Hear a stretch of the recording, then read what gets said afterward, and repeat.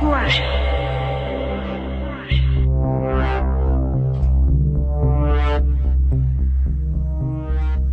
ABC radio FM 89.2 স্বাগত সবাইকে কুয়াশার রাতের সাথে আছি আমি শারমিন। প্রতিবারের মতো আজও রয়েছে শুরুতে একটি গল্প এবং পরের ঘন্টা চলে যাব আমরা কুয়াশার মূল কাহিনীতে। গল্প আছে আজকে সত্যজিৎ রায়ের গল্প ভূত শুনবো, পড়ে শোনাবে সেতু। আমরা গল্পের প্রথম অংশে চলে যাচ্ছি এখন।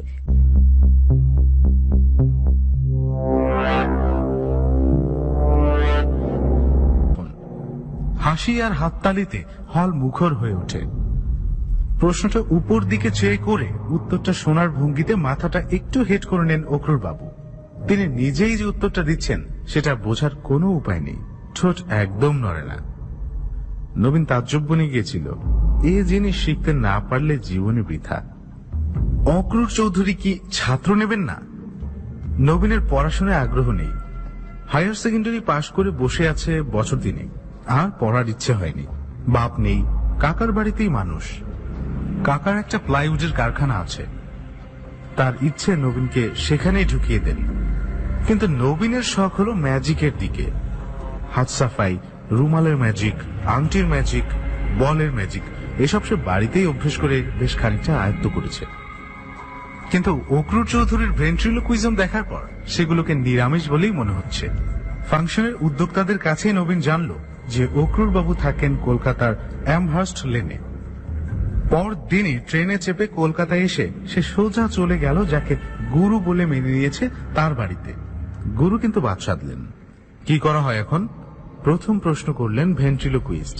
কাছ থেকে ভদ্রলোককে দেখে হৃদকম্প শুরু হয়ে গিয়েছিল নবীনের। বয়স 45-এর বেশি নয়, চাড়া দেওয়া ঘন কালো গোফ, মাথায় কালো চুলের মধ্যিখানে টেরি। তার দুদিক দিয়ে ঢেউ খেলে চুল নেমে এসেছে কাঁধ পর্যন্ত, চোখ দুটো ঢুলু ঢুলু, যদিও স্টেজে এই চোখে স্পটলাইটের আলোতে ঝিলিক মারে। নবীন বলল সে কি করে। এই শখ হয়েছে কেন? নবীন সত্যি কথাই বলল, একটু একটু ম্যাজিকে অভ্যাস আছে, কিন্তু এটার শখ হয়েছে আপনার সেদিনের পারফরমেন্স দেখে। অক্রুর বাবু মাথা নাড়লেন। এ জিনিস সকলের হয় না, অনেক সাধনা লাগে। আমাকেও কেউ শেখায়নি, যদি পারো তো নিজে চেষ্টা করে দেখো। নবীন সেদিনের মতো উঠে পড়ল, কিন্তু 7 দিন বাদেই আবার আমহার্স্ট লেনে গিয়ে হাজির হল। ইতিমধ্যে সে খালি ভেন্ট্রিলোকুইজমের স্বপ্ন দেখছে। এবার দরকার হলে সে অক্রুর বাবুর হাতে পায়ে ধরল।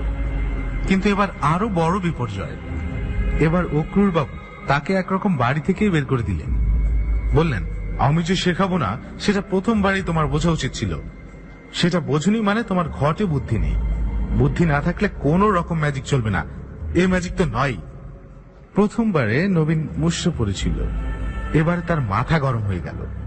চুলোয় যাক অক্রুর চৌধুরী, সে যদি না শেখায় তবে নবীন নিজেই শিখবে, কুছ পরোয়া নেই।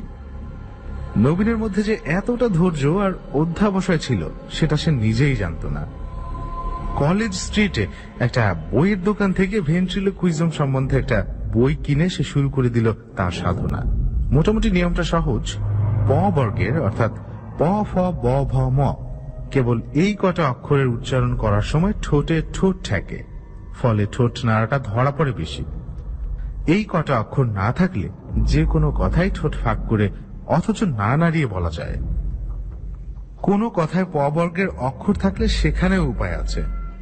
যেমন তুমি কেমন আছো কথাটা যদি তুঙ্গি ক্যাঙ্গন আছো করে বলা যায় তাহলে আর ঠোঁট নাড়াবার দরকারই হয় না, কেবল জিভ নাড়ালেই চলে। প ফ ব ভ ময়ের জায়গায় ক খ গ ঘ উম, এই হলো নিয়ম। কথোপকথন যদি হয় এরকম, তুমি কেমন আছো? ভালো আছি। আজ বেশ ঠান্ডা পড়েছে তাই না? তা পড়েছে দিব্যি ঠান্ডা। তাহলে সেটা বলতে হবে এইভাবে, তুমি কেমন আছো? ভালো আছি। আজ বেশ ঠান্ডা পড়েছে তাই না? তা করেছে দিগ্গি ঠান্ডা। আরো আছে, উত্তরদাতার গলার আওয়াজটাকে চেপে নিজের আওয়াজের চেয়ে একটু তফাৎ করে নিতে হবে। এটাও সাধনার ব্যাপার, এবং এটাতেও অনেকটা সময় দিল নবীন। কাকা এবং কিছু অন্তরঙ্গ বন্ধুকে শুনিয়ে যখন সে তারিফ পেল তখনই বুঝলো যে ভেন্ট্রিলোকুইজম ব্যাপারটা তার মোটামুটি রপ্ত হয়েছে। কিন্তু এখানেই শেষ নয়, সেই অদৃশ্য উত্তরদাতার যুগ আর এখন নেই। আজকাল ভেন্ট্রিলোকুইস্টের কোলে থাকে পুতুল। সেই পুতুলের পেছন দিয়ে হাত ঢুকিয়ে মাথা ঘোরায় এবং ঠোঁট নাড়ায় জাদুকর। মনে হয় জাদুকরের প্রশ্নের উত্তর বেরোচ্ছে এই পুতুলের মুখ দিয়ে। তার আশ্চর্য প্রসেসে খুশি হয়ে কাকাই এই পুতুল বানাবার খরচ দিয়ে দিল নবীনকে। পুতুলের চেহারা কেমন হবে এই নিয়ে দিন 15 ভাবার পরে হঠাৎ নবীনের মাথায় এলো এক আশ্চর্য প্ল্যান। পুতুল দেখতে হবে অবিকল অক্রুর চৌধুরীর মতো, অর্থাৎ অক্রুর চৌধুরীকে হাতের পুতুল বানিয়ে সে তার অপমানের প্রতিশোধ নেবে। একটা হ্যান্ডবিলে অক্রুর চৌধুরীর একটা ছবি ছিল, সেটা নবীন সযত্নে রেখে দিয়েছিল। সেটা সে আদিনাথ কারিগরকে দেখালো। এরকম গোফ, এই টেরি, এরকম ঝুলুঝুলু চোখ, ফোলা ফোলা গাল। সেই পুতুল যখন মুখ নাড়বে আর ঘাড় ঘোরাবে নবীনের কোলে বসে, তখন কি ব্যাপারটাই না হবে। আশা করি তার শোতে আসবেন অক্রুর চৌধুরী। 7 দিনের মধ্যে পুতুল তৈরি হয়ে গেল। পোশাকটাও অক্রুর চৌধুরীর মতো, কালো গলাবন্ধ, কোটের তলায় কোচা, কোমরে গোজা ধুতি। নেতাজি ক্লাবের শশধর বোসের সঙ্গে নবীনের আলাপ ছিল। তাদের একটা ফাংশনে শশধরকে ধরে তার ভেন্ট্রিলোকুইজমের একটা আইটেম ঢুকিয়ে দিল নবীন। আর প্রথম অ্যাপিয়ারেন্সেই যাকে বলে হিট। পুতুলের একটি নামও দেওয়া হয়েছে, অবশ্য ভূতনাথ, সংক্ষেপে ভূত। ভূতর সঙ্গে নবীনের সংলাপ লোকের কাছে খুবই উপভোগ্য হয়েছিল। ভূত হল ইস্ট বেঙ্গলের সাপোর্টার আর নবীন মোহনবাগানের। বাগবিতনটা এতই জমেছিল যে ভূত যে ক্রমাগত ইস্ট বেঙ্গল বলছে সেটা কেউ লক্ষ্যই করেনি। এরপর থেকে বিভিন্ন ফাংশনে টেলিভিশনে ডাক পড়তে লাগলো নবীনের। নবীনও বুঝল যে ভবিষ্যৎ নিয়ে তার আর কোনো চিন্তা নেই, রুজি রোজগারের পথ সে পেয়ে গেছে। অবশেষে একদিন অক্রুর চৌধুরীর সঙ্গে দেখা হলো নবীনের। মাস 3 হলো নবীন উত্তরপাড়া ছেড়ে কলকাতায় মির্জাপুর স্ট্রিটে একটা ঘর ভাড়া নিয়েছে। বাড়িওয়ালা সুরেশ মুৎসদ্দি বেশ লোক। নবীনের খ্যাতির কথা জেনে তাকে সমীহ করে চলে।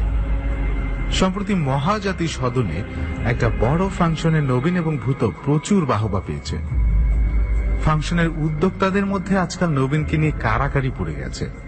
নবীনের নিজের ব্যক্তিত্বেও সাফল্যের ছাপ পড়েছে। তার চেহারা ও কথাবার্তা একটা নতুন জৌলুস লক্ষ্য করা যায়। হয়তো মহাজাতি সদনের অনুষ্ঠানেই অক্রুর বাবু উপস্থিত ছিলেন এবং অনুষ্ঠানের উদ্যোক্তাদের কাছ থেকে নবীনের ঠিকানা জোগাড় করেছিলেন। সেদিনের আইটেমে নবীন আর ভূতর মধ্যে কথাবার্তা ছিল পাতাল রেল নিয়ে। যেমন কলকাতায় পাতাল রেল হচ্ছে, জানো তো ভূত? কই না তো। সে কি, তুমি কলকাতার মানুষ হয়ে পাতাল রেলের কথা জানো না? ভূত মাথা নেড়ে বলল, তবে হাসপাতাল রেলের কথা শুনেছি বটে। হাসপাতাল রেল? তাই তো শুনি। একটা বিরাট অপারেশন, সারা শহরের গায়ে ছুরি চলছে। শহরের এখন তখন অবস্থা, হাসপাতাল ছাড়া আর কি। আজ নবীন তার ঘরে বসে নতুন সংলাপ লিখছিল লোডশেডিং কে কেন্দ্র করে। লোডশেডিং, জিনিসের দাম বাড়া, বাস ট্রামে ভিড় ইত্যাদি যেসব জিনিস নিয়ে শহরের লোক সবচেয়ে বেশি মেতে ওঠে, ভূতর সঙ্গে সেই সব আলোচনা করলে দর্শক সবচেয়ে বেশি আনন্দ পায়, এটা নবীন বুঝে নিয়েছে। আজকের নকশাটাও বেশ জমে উঠেছিল। এমন সময় দরজায় টোকা পড়ল। নবীন দরজা খুলে বেশ খানিকটা হকচকিয়ে দেখল অক্রুর বাবু দাঁড়িয়ে আছেন। আসতে পারি? নিশ্চয়ই। নবীন ভদ্রলোককে ঘরে এনে নিজের চেয়ারটা তার দিকে এগিয়ে দিল। অক্রুর বাবু তৎক্ষণাৎ বসলেন না, তার দৃষ্টি ভূতর দিকে। সে অনড় ভাবে বসে আছে নবীনের টেবিলের এক কোণে। অক্রুর বাবু এগিয়ে এসে ভূতকে তুলে নিয়ে তার মুখটা বেশ মন দিয়ে দেখতে লাগলেন। নবীনের কিছুই করার নেই। সে যে খানিকটা অস্বস্তি বোধ করছে না সেটা বললে ভুল হবে, তবে অক্রুর বাবুর হাতে অপমান হবার কথাটা সে মোটেই ভুলেনি। তোমার হাতের পুতুল বানিয়ে দিলে আমাকে? অক্রুর বাবু চেয়ারটায় বসলেন। হঠাৎ এমতি হলো কেন? নবীন বলল, কেন বানিয়েছি সেটা বোধহয় বুঝতে পারছেন। আমি অনেক আশা নিয়ে গিয়েছিলাম আপনার কাছে, সবটুকু ভেঙে দিয়েছিলেন আপনি। তবে এটুকু বলতে পারি, আপনার এই প্রতিমূর্তি কিন্তু আজ আমাকে প্রতিষ্ঠা এনে দিয়েছে। আমি খেয়ে পড়ে আছি এর জন্যই। অক্রুর বাবু এখনো ভূতর দিক থেকে চোখ সরাননি। বললেন, তুমি জানো কিনা জানি না, বারাসাতে সেদিন আমার একটা শো ছিল। স্টেজে নেমেই যদি চতুর্দিক থেকে ভূত ভূত বলে চিৎকারি শুনতে হয়, সেটা কি খুব সুখকর হয় বলে তুমি মনে করো? তোমার ভাত কাপড় আমি জোগাতে পারি, কিন্তু তোমার জন্য যে আমার ভাত কাপড়ের পথ বন্ধ হয়ে যাচ্ছে তার কি হবে? তুমি কি ভেবেছো আমি এটা এত সহজে মেনে নেব? সময়টা সন্ধ্যা, লোডশেডিং। টিম টিম করে দুটো মোমবাতি জ্বলছে নবীনের ঘরে। সেই আলোয় নবীন দেখল অক্রুর বাবুর চোখ দুটো স্টেজে যেমন জল করে সেইভাবে জ্বলছে। ছোট্ট মানুষটার বিশাল একটা দোলায়মান ছায়া পড়েছে তার ঘরে। টেবিলের উপর ঝুলু ঝুলু চোখ নিয়ে বসে আছে ভূতনাথ, অনর নির্বাক। তুমি জানো কিনা জানি না, বললেন অক্রুর বাবু, ভেন্ট্রিলোকুইজমে কিন্তু আমার জাদুর দৌড় শেষ হয়ে যাচ্ছে না। আমি 18 বছর বয়স থেকে 38 বছর বয়স পর্যন্ত আমাদের দেশের একজন অজ্ঞাতনামা অথচ অসাধারণ ক্ষমতা সম্পন্ন জাদুকরের শিষ্যত্ব করেছি। কলকাতা শহরে নয়, হিমালয়ের পাদদেশে এক অত্যন্ত দুর্গম স্থানে। সে জাদু আপনি মঞ্চে দেখিয়েছেন কখনো? না, তা দেখায়নি, কারণ সেসব স্টেজে দেখানোর জিনিস নয়। রোজগারের পন্থা হিসেবে আমি সে জাদু ব্যবহার করব না, এ প্রতিশ্রুতি আমি দিয়েছিলাম আমার গুরুকে। সে কথা আমি রেখেছি। আপনি আমাকে কি বলতে চাইছেন সেটা ঠিক বুঝতে পারলাম না। আমি শুধু সতর্ক করে দিতে এসেছি। তোমার মধ্যে সাধনার পরিচয় পেয়ে আমি খুশি হয়েছি। ভেন্ট্রিলোকুইজম যেমন তোমাকে আমি শেখাইনি, তেমনি আমাকেও কেউ শেখায়নি। পেশাদারী জাদুকররা তাদের আসল বিদ্যা কাউকে শেখায় না, কোনো দিনই শেখায়নি। ম্যাজিকের রাস্তা জাদুকরদের নিজেদের করে নিতে হয়, যেমন তুমি করে নিয়েছো। কিন্তু তোমার পুতুলের আকৃতি নির্বাচনে তুমি যে ধৃষ্টতা দেখিয়েছো সেটা আমি বরদাস্ত করতে পারছি না। শুধু এইটুকু বলতে এসেছি তোমাকে।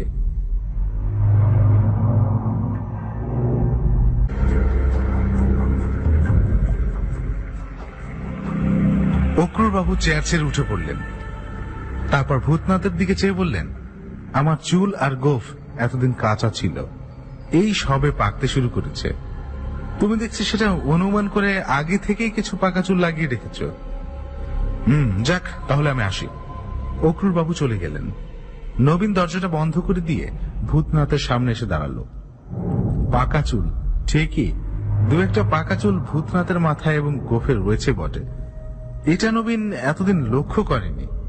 সেটাও আশ্চর্য, কারণ ভূতকে কোলে নিলে সে নবীনের খুবই কাছে এসে পড়ে, আর সবসময় তার দিকে তাকিয়েই কথাবার্তা চলে। সাদা চুলগুলো আগেই চোখে পড়া উচিত ছিল। যাই হোক, নবীন আর এসব নিয়ে ভাববে না। দেখার ভুল সব মানুষেরই হয়। মুখ চোখের দিকেই বেশি দৃষ্টি দিয়েছে নবীন। চুলটা তেমন ভালো করে দেখেনি, কিন্তু মন থেকে খটকা গেল না। ভূতকে বইবার জন্য নবীন একটা চামড়ার কেস করে নিয়েছিল। সেই কেসে ভরে সে পরদিন হাজির হলো চিতপুরে আদিনাথ পালের কাছে। তার সামনে কেস থেকে ভূতকে বার করে মেঝেতে রেখে নবীন বলল, দেখুন তো, এই পুতুলের মাথায় আর গোফে যে সাদা চুল রয়েছে সে কি আপনারই দেওয়া? আদিনাথ পাল ভারী অবাক হয়ে বলল, এ আবার কি বলছেন স্যার? পাকা চুলের কথা তো আপনি বলেননি। বললে কাঁচা পাকা মিশিয়ে দিতে তো কোনো অসুবিধে ছিল না। দুরকম চুলই তো আছে স্টকে, যে যেমনটি চায়। ভুল করে দু একটা সাদা চুল মিশে যেতে পারে নাকি? ভুল তো মানুষের হয় বটে, তবে তেমন হলে আপনি পুতুল নেবার সময় তো বলতেন নাকি? আমার কি মনে হয় জানেন স্যার, অন্য কেউ এসে এ চুল লাগিয়ে দিয়েছে, আপনি টের পাননি। তাই হবে নিশ্চয়ই। নবীনের অজান্তেই ঘটনাটা ঘটেছে। চেতলায় ফ্রেন্ডস ক্লাবের ফাংশনে একটা মজার ব্যাপার হলো। ভূতর জনপ্রিয়তার এটাই প্রমাণ যে ফাংশনের উদ্যোক্তারা তার আইটেমটি রেখেছিলেন সবার শেষে। লোডশেডিং নিয়ে রসালো কথোপকথন চলছে ভূত আর নবীনে। নবীন দেখল যে ভূতর উত্তরে সে যে সবসময় তৈরি কথা ব্যবহার করছে তা নয়। তার কথায় অনেক সময় এমন সব ইংরেজি শব্দ ঢুকে পড়ছে যেগুলো নবীন কখনো ব্যবহার করে না, বড়জোর তার মানেটা জানে। নবীনের পক্ষে এ একেবারেই নতুন অভিজ্ঞতা। অবশ্য তার জন্য শোয়ের কোনো ক্ষতি হয়নি, কারণ কথাগুলো খুব লাকসই ভাবে ব্যবহার হচ্ছিল, আর লোকেও তারিফ করছিল খুবই। ভাগ্যিস তারা জানে না যে নবীনের বিদ্যা হাইয়ার সেকেন্ডারি পর্যন্ত। কিন্তু এই ইংরেজি কথার অপ্রত্যাশিত ব্যবহারটা নবীনের খুব ভালো লাগেনি। তার সবসময় মনে হচ্ছিল অন্য একজন কেউ যেন তার অলক্ষ্যে তার উপর কর্তৃত্ব করছে। শোয়ের পর বাড়ি ফিরে ঘরে ঢুকে দরজা বন্ধ করে দিয়ে নবীন টেবিল ল্যাম্পটা জ্বালিয়ে ভূতকে রাখলো বাতির সামনে। কপালের তিলটা কি ছিল আগে? না, এখন রয়েছে। সেদিন তার ঘরে বসেই নবীন প্রথম লক্ষ্য করেছে অক্রুর বাবুর কপালের তিলটা। খুবই ছোট্ট তিল, প্রায় চোখেই পড়ার মতো নয়। ভূতর কপালেও এখন দেখা যাচ্ছে তিলটা। আর সেই সঙ্গে আরো কিছু, আরো খান দশেক পাকা চুল, তার চোখের তলায় কালি। এই কালি আগে ছিল না। নবীন চেয়ার ছেড়ে উঠে পায়চারি শুরু করলো। তার ভারী অস্থির লাগছে। ম্যাজিকের পূজারি সে, কিন্তু এ ম্যাজিক বড়ই অস্বস্তিকর। যে ম্যাজিকে সে বিশ্বাস করে তার সবটাই মানুষের কারসাজি। যেটা অলৌকিক সেটা নবীনের কাছে ম্যাজিক নয়, সেটা অন্য কিছু, সেটা অশুভ। ভূতর এই পরিবর্তনের মধ্যে অশুভের ইঙ্গিত রয়েছে। অথচ এক দৃষ্টে চেয়ে থেকেও ভূতকে পুতুল ছাড়া আর কিছুই মনে হয় না। চোখে সেই ঢুলুঢুলু চাহনি, চোখের কোণে অল্প হাসি, আর খেলার সময় তার নিজের হাতের কারসাজি ছাড়া যে কোনো পুতুলের মতোই অসার, নির্জীব। অথচ তার চেহারায় অল্প অল্প পরিবর্তন ঘটে চলছে। অথচ নবীন কেন জানি বিশ্বাস করে এই পরিবর্তনগুলো অক্রুর চৌধুরীর মধ্যেও ঘটছে। তার চুলে পাক ধরেছে, তার চোখের তলায় কালি পড়েছে। ভূতর সঙ্গে মাঝে মাঝে কথা বলে টেকনিকটা ঝালিয়ে নেওয়ার অভ্যাসটা নবীনের প্রথম থেকেই। যেমন আজ দিনটা বেজায় গুমট করেছে না রে ভূত? গেজায় গুমট। তবে তোর সুবিধে আছে, ঘাম হয় না। পুতুলের আগার ঘাম। আজও প্রায় আপনা থেকে নবীনের মুখ থেকে প্রশ্নটা বেরিয়ে পড়ল, এসব কি ঘটছে বলতো ভূত? উত্তরটা এলো নবীনকে চমকে দিয়ে, কঙ্গফল, কঙ্গফল, কর্মফল। নবীনের ঠোঁট দিয়ে উচ্চারণটা হয়েছে যেমন হয় স্টেজে, কিন্তু উত্তরটা তার জানা ছিল না। এটা তাকে দিয়ে বলানো হয়েছে। কে বলিয়েছে সে সম্বন্ধে নবীনের একটা ধারণা আছে। সে রাত্রে চাকর শিবুর অনেক অনুরোধ সত্ত্বেও নবীন কিচ্ছু খেল না। এমনিতে রাত্রের ঘুম ভালোই হয়, কিন্তু সাবধানের মার নেই। তাই আজ একটা ঘুমের বড়ি খেয়ে নিল। একটা নাগাদ বুঝতে পারল বড়িতে কাজ দেবে।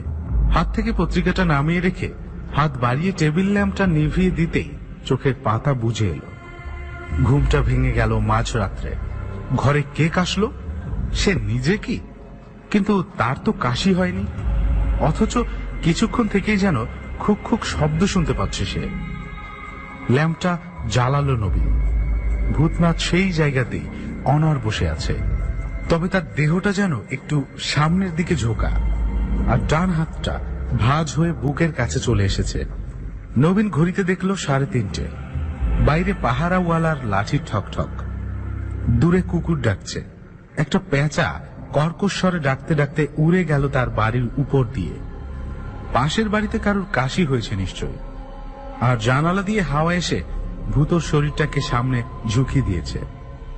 বিংশ শতাব্দীতে কলকাতা শহরের জনবহুল মির্জাপুর স্ট্রিটে তার এমন অহেতুক ভয় অত্যন্ত বেমানান। নবীন ল্যাম্পটা নিভিয়ে দিল এবং আবার অল্পক্ষণের মধ্যেই ঘুমিয়ে পড়ল। পরদিন ফিনলে রিক্রিয়েশন ক্লাবের বাৎসরিক ফাংশনে নবীন প্রথম ব্যর্থতার স্বাদ পেল। প্রকাণ্ড হলে প্রকাণ্ড অনুষ্ঠান। যথারীতি তার আইটেম হলো শেষ আইটেম। আধুনিক গান, আবৃত্তি, রবীন্দ্রসঙ্গীত, কথক নাচ ও তারপর নবীন মুন্সির ভেন্ট্রিলোকুইজম। সকালে বাড়ি থেকে বেরোবার আগে নিজের গলার যত্ন নেবার জন্য যা করার সবই করেছে নবীন। গলাটাকে পরিষ্কার রাখা খুবই দরকার, কারণ সূক্ষ্মতম কন্ট্রোল না থাকলে ভেন্ট্রিলোকুইজম হয় না। স্টেজে ঢোকার আগ পর্যন্ত সে দেখেছে তার গলা ঠিক আছে। এমনকি ভূতকে প্রথম প্রশ্ন করার সময়ও সে দেখেছে গলা দিয়ে পরিষ্কার স্বর বেরোচ্ছে। কিন্তু সর্বনাশ হলো ভূতর উত্তরে। এই উত্তর দর্শকের কানে পৌঁছবে না, কারণ সর্দি কাশিতে বসে গেছে গলা। আর এটা শুধু ভূতর গলা, নিজের গলা সাফ এবং স্পষ্ট। লাউডার প্লিজ বলে আওয়াজ দিল পিছনের দর্শক।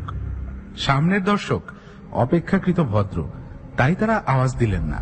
কিন্তু নবীন জানে যে তারা ভূতর একটা কথাও বুঝতে পারছে না। আরো 5 মিনিট চেষ্টা করে নবীনকে মাপ চেয়ে স্টেজ থেকে বিদায় নিতে হলো। এমন লজ্জাকর অভিজ্ঞতা তার জীবনে এই প্রথম। সেদিনের পারিশ্রমিকটা নবীন নিজেই প্রত্যাহার করল। এই অবস্থায় টাকা নেওয়া যায় না। এমন বিভীষিকাময় পরিস্থিতি নিশ্চয়ই চিরকাল চলতে পারে না। অল্পদিনের মধ্যেই আবার স্বাভাবিক অবস্থা ফিরে আসবে এ বিশ্বাসের নবীনের আছে। ভাদ্র মাস, গরম প্রচন্ড, তার উপরে এই অভিজ্ঞতা। নবীন যখন বাড়ি ফিরল তখন রাত 11:30। সে রীতিমতো অসুস্থ বোধ করছে।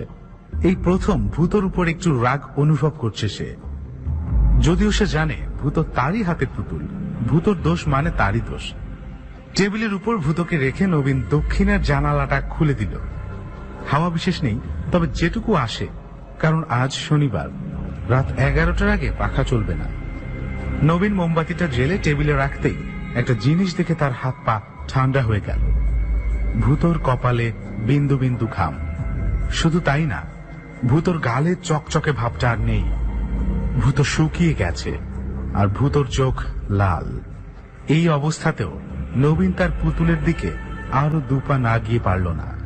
কত বিস্ময় তার কপালে আছে সেটা দেখার জন্য যেন তার জেদ চেপে গেছে। দুপার বেশি আগানো সম্ভব হলো না নবীনের। একটি জিনিস চোখে পড়ায় তার চলা আপনিই বন্ধ হয়ে গেছে। ভূতর গলা বন্ধ কোটের বুকের কাছটায় একটা মৃদু উত্থান পতন। ভূত শ্বাস নিচ্ছে। শ্বাসের শব্দ শোনা যাচ্ছে কি? হ্যাঁ, যাচ্ছে বই কি। ট্রাফিকবিহীন নিস্তব্ধ রাত্রে নবীনের ঘরে এখন একটির বদলে দুটি মানুষের শ্বাসের শব্দ। হয়তো চরম আতঙ্ক আর প্রচন্ড বিস্ময় থেকেই নবীনের গলা দিয়ে একটা অস্ফুট শব্দ বেরিয়ে পড়ল, ভূত। আর সেই সঙ্গে এক অশরীরী চিৎকার নবীনকে ছিটকে পিছিয়ে দিল তার তক্তপোষের দিকে।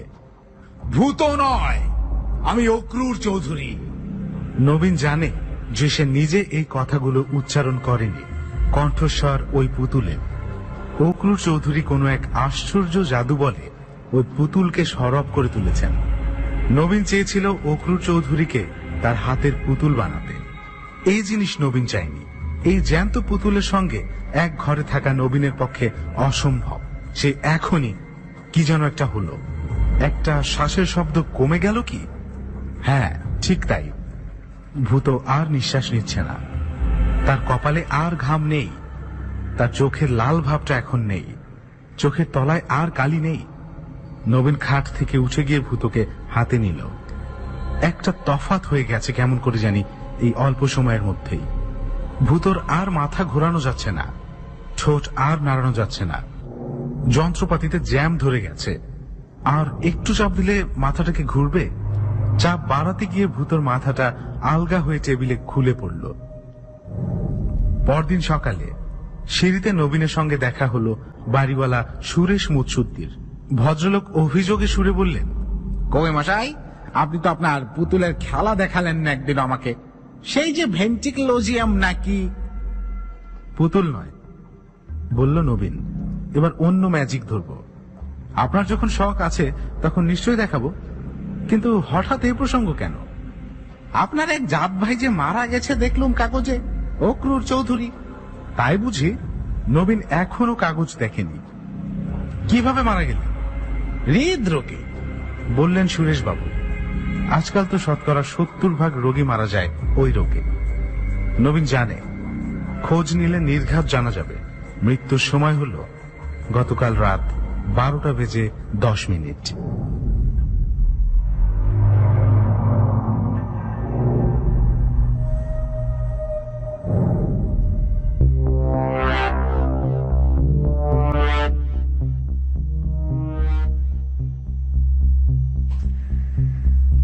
বন্ধুরা, কুয়াশা এতক্ষণ শুনছিলেন সত্যজিৎ রায়ের লেখা গল্প ভূত, পড়ে শোনালো সেতু। গল্পে চলে যায় ফিরে এসে প্রথম অংশ শুনবো এখন। আজকের কাহিনী, মূল কাহিনী লিখেছেন কুয়াশার কাহিনী লিখেছেন সৈয়দা ফারজানা জামান রুম্পা। নাট্যাংশ পরিচালনা করেছেন শাগুফতা আবিদ শাড়ি। সাউন্ডে ছিলেন রনি। যারা অভিনয় করেছেন কুয়াশার নাটকে, একদম গল্পের শেষে বা কাহিনীর শেষে তাদের নামগুলো বলে দেবো। এখন আমরা চলে যাবো আজকের কাহিনী শুনতে। নামটা এখন বলবো না, গল্প কাহিনী শেষ হয়ে গেলে নামটা এখন বলে দেবো। প্রথম অংশ শুনছি এখন।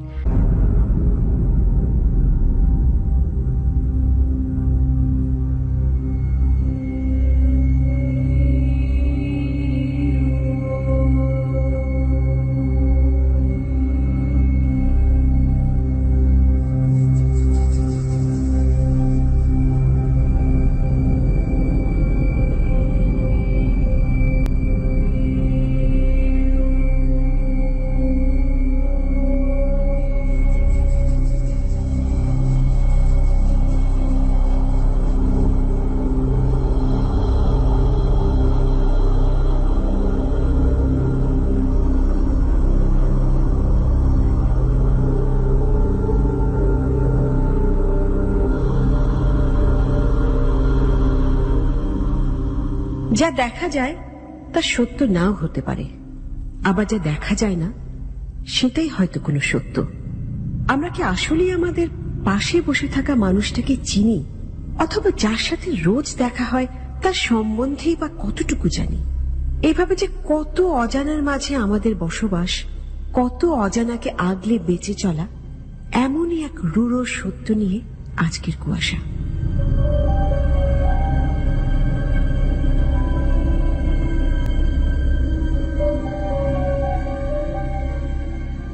দেখ দেখ, কি এই যে এই ছবিটা? কোন ছবিটা? উফ, তুই তো স্ক্রল করে নিচেই চলে গেলি। আরে বাবা, এই যে উপরে, এই যে। এটা তো নানার বাড়ি। সেটাই তো। দেখ কি সুন্দর। দেখলাম তো। আরে অদ্ভুত। চল এখানেই বেড়াতে যাই, কত মজা হবে। কচু হবে, মা শুনলে কারোর ঘাড়ে আর মাথা থাকবে না। মানে কি? শোন, এমনিতেই এদের কোথাও যাওয়া হচ্ছে না। নো প্লেনের ticket, no other option. So why not নানার বাড়ি? কেমন একটা অ্যাডভেঞ্চারের গন্ধ পাচ্ছি। Bad idea. কোথাকার না কোথাকার আধা জঙ্গল মার্কা বাড়ি, আর সেখানে নাকি ঈদ। বেশ, তাহলে ঈদের দিন রাতে যাই, 2 দিন বাদে ফিরে আসবো। তোর কোনো আইডিয়া আছে ওখানে যেতে কতদিন লাগে? ওয়েল, ধরে নে সারা রাত লাগে।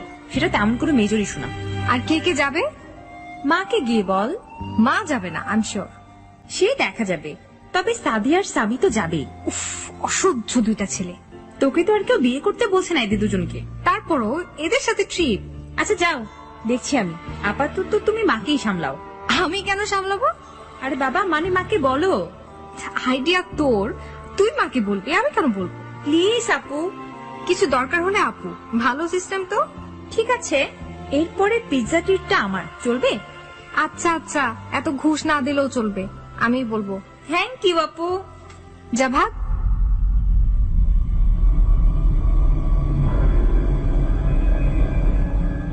রয়া আর রমা বেশ হঠাৎ করে ঈদে বেড়ানোর জায়গা ঠিক করে ফেলল। সামাজিক মাধ্যমে পুরনো ছবি দেখতে দেখতে হঠাৎ আইডিয়া খেলে গেল বলা যায়। তাও কোথায়? নানাবাড়ি সেহেঙ্গম, বরিশালের সেহেঙ্গম। একেবারে থই থই পানির মধ্য দিয়ে যেতে হয় বাড়িতে। জীবনে কখনো গেছে কিনা সেটাও বিশাল প্রশ্ন। রয়া তো যায়নি, রমাও গেছে মনে হয় 2 বছর বয়সে। এরপর বাড়ির কি হাল হয়েছে কে জানে। রমা আর রয়া ছাড়াও তাদের আরো একটি ভাই আছে, রণ। রণ ওদের চেয়ে 5 বছরের ছোট। আর রয়া আর রমার মাঝে পার্থক্য 3 বছরের। মানে রমারা যখন শেষ নানা বাড়ি যায় তখন রয়া তার মায়ের পেটে ছিল, কিন্তু তারপর থেকে আর কখনোই নানা বাড়ি যায়নি রমারা। কেন তা কেউ জানে না।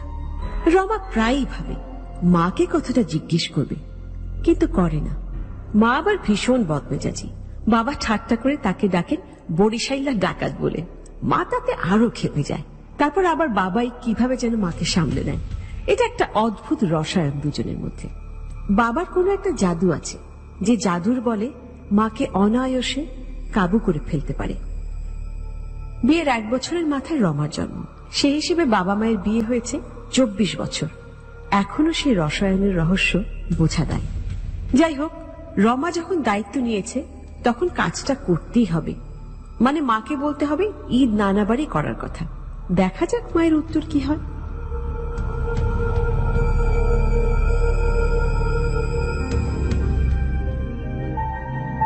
মা, মা আসবো? আয়। কিরে, এই ভর সন্ধ্যায়? না মানে এমনি। এমনি যে না সেটা তো বুঝতেই পারছি, ঘটনা কি সেটা বল। না মা, সত্যিই কিছু না। বসে বসে বোর হচ্ছিলাম, তাই ভাবলাম তোমার সাথে গল্প করি। ও তাই? তাহলে বলতে চাচ্ছিস তোর কোনো ডিমান্ড নেই? কি যে বলো মা, আমি কি সব সময় ডিমান্ড নিয়ে আসি? শুধু তুই না, ছোট দুইটাও যখনই আসে ডিমান্ড নিয়েই আসে। যা যা, সারা জীবন দেখলাম ছেলে মেয়ে মায়ের বন্ধু হয় আর বাবাকে ভয় পায়। আমার বাসায় হলো উল্টো, মাকে দূরে রেখে এরা বাপের সাথে আড্ডাবাজি করে। কেন? না মানে তুমি একটু রাগী কি না? আমি রাগী? কে বললো আমি রাগী? এই যে মা, তুমি আবার খেপে যাচ্ছ কি? মোটেই না। তোদের বাবা আমাকে রাগী বলতে বলতে তোদের কাছে রাগীর একটা ইমেজ তৈরি করেছে। না মা প্লিজ রাগ করো না, বাবার উপর তো নাই, প্লিজ। কেন বাবার হয়ে উকিলগিরি করছিস? সমস্যা কি তোর? কি বলতে এসেছিলি বলে বিদায় হ। তেমন কিছু না মা, এমনি গল্প করতে এসেছিলাম। সত্যি তো? মা আসবো? আয়, ব্যাপার কি বলতো? বিয়ের সাথে নিয়ে কিছু বলবি? না না মা, কি যে বলো না তুমি, আর আমার বয়সী বা কত? তোর কথা কে বলছে বুদ্ধু? বলছি রমার কথা। রমা, কি ঘটনা? মা সবসময় এত সন্দেহ করো না তো, কোনো ঘটনাই না, এমনিতেই গল্প করতে এসেছি। আমিও। বাহ, কার মুখ দেখে উঠেছিলাম কে জানে, আজকে দুই মেয়ে দেখি আমার সাথে গল্প করতে চায়। দেখবে রণ এলেও তোমার সাথে গল্প করবে। তোদের বাবাকে বলতে হবে, ছেলে মেয়েরা আমার গল্পও শোনে। মা, আমরা সবসময় তোমার গল্প শুনতে চাই, কিন্তু তুমি ঘরের কাজে এত ব্যস্ত থাকো যে আর গল্প করা হয়ে ওঠে না। হ্যাঁ রে, তা ঠিক, কিন্তু কাজটাও তো ইম্পর্টেন্ট। তোদের দেখাশোনা করা, রান্না, ঘর সামলানো। কিভাবে তোর বয়স 23 আর রয়ের 20 হয়ে গেল টেরই পেলাম না। রণটাও দেখতে দেখতে বড় হয়ে যাচ্ছে। মা, তোমার খুব একা লাগে মাঝে মাঝে, তাই না? লাগে, ভীষণ একা লাগে। তখন তোদের ছোটবেলার ছবি দেখি, বাসার ছবি দেখি। আর গ্রামের বাড়ি? শ্যামগঞ্জ, সেই কাঠের দোতলা বাড়িটা, হ্যাঁ সেই বাড়িটার ছবিও দেখি। মা, সামনাসামনি বাসাটা দেখতে কেমন? অনেক সুন্দর, ছবির মতন। পুরোটা বাড়ি কাছের। এখানে আমার পূর্বপুরুষ বর্ষা সিজনে এসে থাকতো। মূলত এটা ছিল একটা কুঠি বাড়ি, আর জমিদার বাড়ি ছিল স্বরূপ কাঠিতে। এখন? থাক সেসব কথা। এসব গ্রামগঞ্জের কথা শুনে কি করবে? তোমাদের ইন্টারনেটের যুগে এসবের দাম নেই। কি যে বলো। হ্যাঁ তাই তো, থাকতে পারবে একদিনও কোনো যোগাযোগ ছাড়া সেই বাড়িতে? আরে কেন পারবো না, এটাই তো মজা। মজা? আর কোনো অঘটন ঘটলে? কি অঘটন মা? সেটা তো তোমাদেরই বাড়ি। প্লিজ মা, চলো না, এই ঈদে একবার ঘুরে আসি। তোরা কি যুক্তি করে এসেছিস এই আবেদন পাশ করার জন্য? মিথ্যে বলবো না মা, আসলে আমরা ঈদে কোথাও বেড়াতে যেতে চাই। হঠাৎ মনে হলো নানা বাড়ির কথা। ঠিক আছে, তোরা এখন যা, আমাকে একটু ভাবতে দে। ওকে মা। রয়া আর রমা চলে যাওয়ার পর থম মেরে বসে রইলেন মা মারিনা আনোয়ার। এত বছর পর মেয়েগুলো এসে আবার সেই পুরনো বাড়ির স্মৃতিকে তাজা করে গেল। কি অদ্ভুত সেই ছেলেবেলা। মারিনা আনোয়ারের ছোটবেলার পুরোটাই কেটেছে বরিশাল শহরে।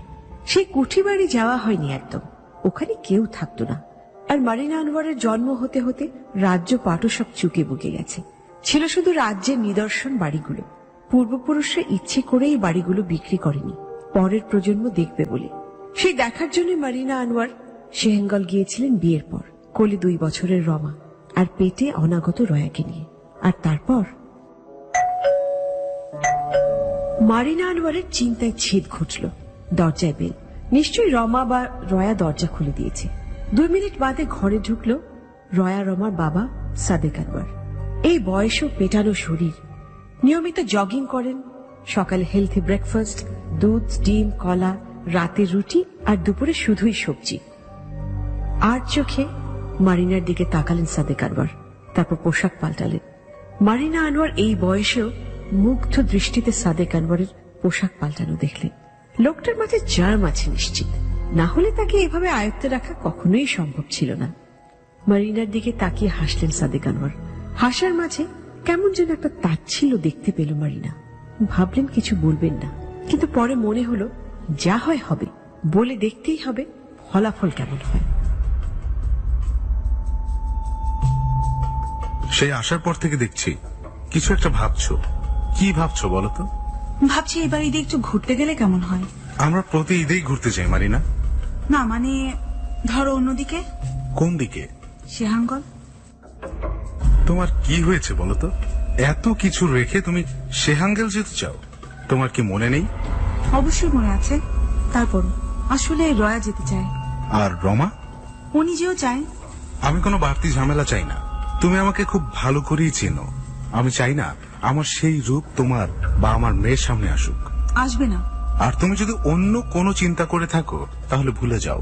না, আমি আর কিছু ভাবছি না। মনে আছে তো, রণর কিন্তু 18 হতে আর বেশি বাকি নেই। অবশ্য তার আগে একবার ঘুরে আসাই যায়। হ্যাঁ মনে আছে, সব মনে আছে। তাও যেতে চাই। বহুদিন খোলা বাতাসে শ্বাস নেই না। বেশ, তবে তাই হবে। কিন্তু মনে রেখো, খোলা বাতাসে শ্বাস নেওয়া মানে এই নয় যে বাতাসে উড়ে ভেসে যাওয়া। মারিনা আনোয়ার এবং সাদেক আনোয়ার ঠিক করলেন এবার তবে যাওয়া যাক গ্রামের বাড়ি। সাধারণত তারা যখন কথা বলেন বা কোনো বিষয়ে সিদ্ধান্ত নেন তখন রুমের দরজা বন্ধ থাকে। কেন যেন সাদেক সাহেব তাদের রুমটা সাউন্ড প্রুফ করে রেখেছে। এ এক রহস্য ছেলে মেয়েদের কাছে। প্রায় ওরা বুঝতে পারে না বাবা কি করে মাকে সামলে নেয়। তবে আজকে কি মনে করে যেন রুমের দরজা খোলা ছিল। সম্ভবত সাদিক সাহেব এই আলাপের জন্য প্রস্তুত ছিলেন না। এই সুযোগে রয়া আড়ালে দাঁড়িয়ে শুনে নিল বাবা মায়ের কথা। ভীষণ খুশি হলো, যাক তাহলে যাওয়া হচ্ছে। আবার কিছু কিছু বিষয়ে খটকা যে লাগলো না তাও নয়। যেমন রনর সম্পর্কটা কিছুতে বুঝতে পারল না রয়া। রনর বয়সের সাথে বরিশালের কি সম্পর্ক? ভাবতে ভাবতে চলে এলো ঘরে। রয়া আর রমা একই ঘরে থাকে। বাবার পছন্দের ইন্টেরিয়র করা এখানে। বাড়ির সবখানে রক্ত লাল আভা। কেন যেন বাবা লাল রংটা খুব পছন্দ করেন। রয়া ঘরে এসে দেখে রমা আয়নার সামনে। রয়া পিছন থেকে এসে রমার গলা জড়িয়ে ধরে, তারপর খুশিতে দুলে ওঠে।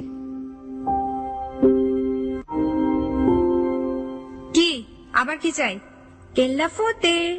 রাখ তোর বইয়ের ভাষা। রাখলাম। নে। কি হলো সেটা বল। আরে বাবা মায়ের আলাপ শুনলাম। বলছিস কি? লুকিয়ে লুকিয়ে? অনেকটা সেরকমই। কি বললো? যেতে রাজি হয়েছে? আরে হ্যাঁ।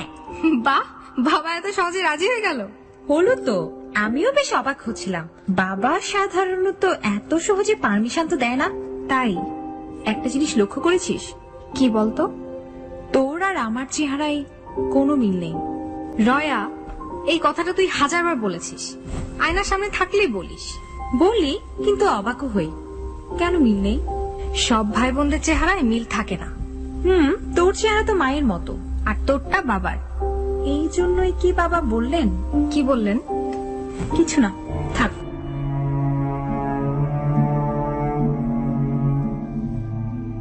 রয়া কথা শেষ না করে চলে যায়। আসলে ওর মাথায় কিছু ঢুকলে সহজে বের হয় না, এটা ওর অভ্যাস। বাবা মায়ের আলাপ তাকে আরো কিছুক্ষণ ভাবাবে। রমা এদিকে নিজের কাজে ব্যস্ত হয়ে যায়, আর রয়া চলে যায় পড়ার ঘরে। কিছু কিছু বিষয় যে রমার কাছে অদ্ভুত লাগে না তা না, কিন্তু আবার ঠিকও হয়ে যায়। যেমন বাবা ওদের সব সময় রক্ষা করতে চায়, কেমন যেন আগলে রাখেন। আসলে সব বাবারাই এমন হয়, ছেলে মেয়েদের ব্যাপারে স্বার্থপর হয়ে যান। তবে রনর ব্যাপারে বাবার আছে আলাদা মনোযোগ। রনকে কলেজে নামানো, নিয়ে আসা, প্রতিটা বন্ধু সম্বন্ধে খোঁজ রাখা সব করেন এক হাতে। এমনকি মাকেও কষ্ট দেন না। এই যে রুমের ডেকোরেশন থেকে শুরু করে গাড়ির মডেল পর্যন্ত সবই বাবার পছন্দ।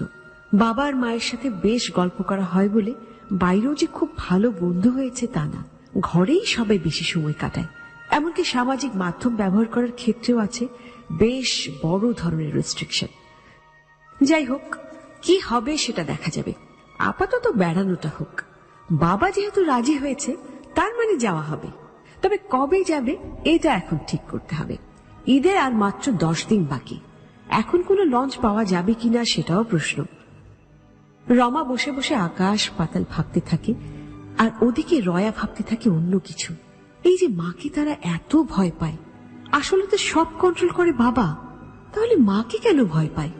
এই যে স্টাডি রুম, এটারও ইন্টেরিয়র সব বাবারই করা। অবশ্য মায়ের ইনস্ট্রাকশন থাকে। চিন্তা করে হি হি করে হেসে ফেলল রয়া।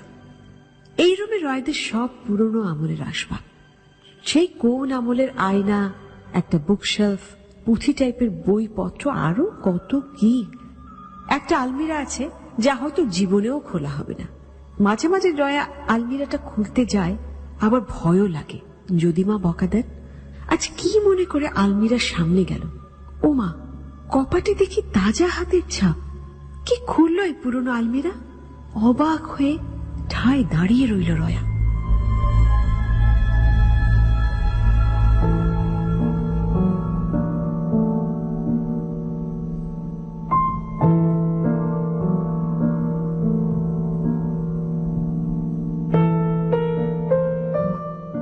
আপু, আমরা নাকি বরিশাল যাচ্ছি। কে বললো তোকে? বড় আপু? না, বাবা। কালকে রাতে যখন পড়ছিলাম তখন বাবা রুমে এলেন, বললেন যে ঈদে আমরা কোনো এক কাঠের বাড়িতে যাচ্ছি, সেখানে কোথায় কোথায় যাওয়া যাবে না সেটা বলতে এলেন। বলিস কি? ইনস্ট্রাকশন? এই সকাল সকাল নাস্তার টেবিলে কি গুজুর ফুজুর হচ্ছে? কিছু না মা, এমনি। চুপচাপ নাস্তা শেষ করো, খাওয়ার সময় বেশি কথা বলতে নেই। মা, একটা কথা জিজ্ঞেস করি? করো। প্রতিদিন সকালে নাস্তার টেবিলে বসে তুমি কি যেন ধ্যান করো, এটা কি নিয়ম? এটা এটা এটা এমনি অভ্যাস। কেন? না মানে কাউকে দেখিনি তো তাই। নাস্তা খাও। বড় আপু কই? ও সকালে বাবার সাথে বেরিয়ে গেছে, ওর নাকি সকালে ক্লাস আছে। আচ্ছা মা, আমরা কি ঈদে সত্যি বেড়াতে যাচ্ছি? কবে? সব ঠিকঠাক থাকলে পরশু রাতে। এত তাড়াতাড়ি? কেন, তোদের তো আজকে পড়ার কাজ নেই, তো সমস্যা কি? না সমস্যা নেই, এমনি জিজ্ঞেস করছিলাম। আচ্ছা মা, দাদি আর সাবিকে বলি? কেন? গেলে তো ভালোই হয়, টাইম পাসের ভালো সুযোগ থাকে। বলে দেখ। ওয়াও, কি হলো? তুমি এত সহজে রাজি হয়ে যাবে একদম বুঝিনি। না দেখ, যদি সত্যি ওরা যেতে রাজি হয় তাহলে কেন নয়, যেতেই পারে। কিন্তু আন্টি কি রাজি হবে? এটা তোমাদের ঠিক করতে হবে, এটা আমি পারবো না। ওকে, আমি তাহলে আন্টির সাথে কথা বলে সব ঠিক করছি। হ্যাঁ, তোরা কথা বলার পর যদি মনে করিস আমাকে একটু বলতে হবে, তাহলে আমিও বলবো। এমনিতে ওদের বাবা মা বেশ স্পোর্টি, ছেলেগুলোকে স্মার্টলি বড় করেছে। ঠিক তোমার মতো। থাক, আর ঠেল দিতে হবে না, কাল বাদে পরশু যাবো। দেখো কারো কিছু লাগবে কিনা। ওকে ওকে মা।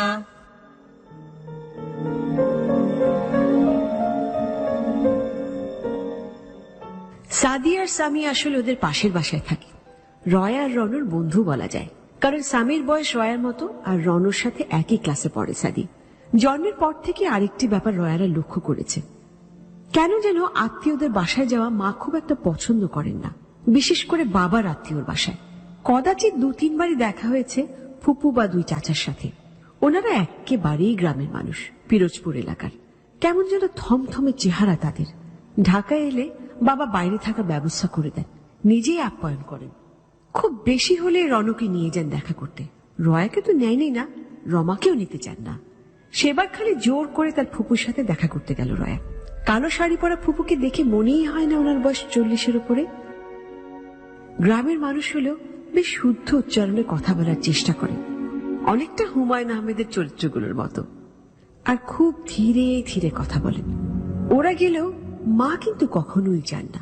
এ ব্যাপারে রয়ার বেশ ক্ষোভ। নিশ্চয়ই গ্রামের বলে মা তাদের পাত্তা দেয় না, আর ছবি টবিও বলে দেয় মায়েরা আসলে বাবার তুলনায় বেশ বড় লোক। সেজন্যই মায়ের এত অনীহা। 7-5 ভাবতে ভাবতে পাশের বাসার বেল টিপ দেয় রয়া। দরজা খুললেন আন্টি নিজেই। ও, আজ তো রবিবার, আন্টির অফ ডে, আন্টি তো থাকবেনি।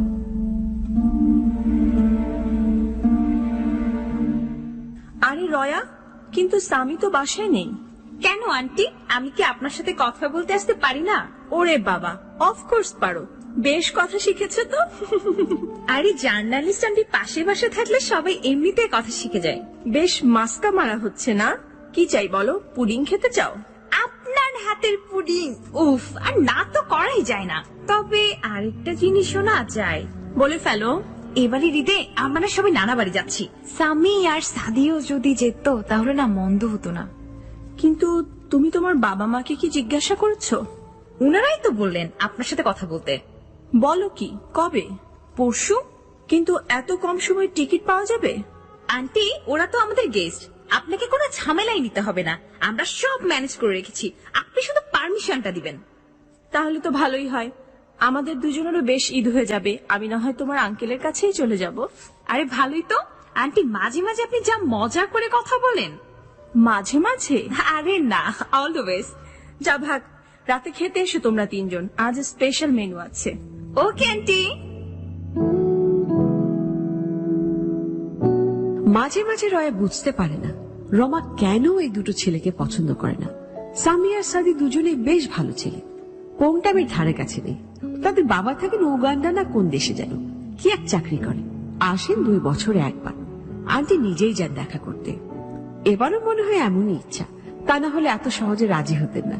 যাক, ভালোই হলো, এবার ঘোরাঘুরিটা বেশ জম্পেশ হবে। রনও খুশি থাকবে কারণ ওর বন্ধু সাদি যাবে, আর বড় আপু একা একাই ভালো থাকে, কি সব বই টই পড়ে, আর কোনো টেনশন নেই। স্বামীর সাথে বেশ আড্ডা হয়ে যাবে।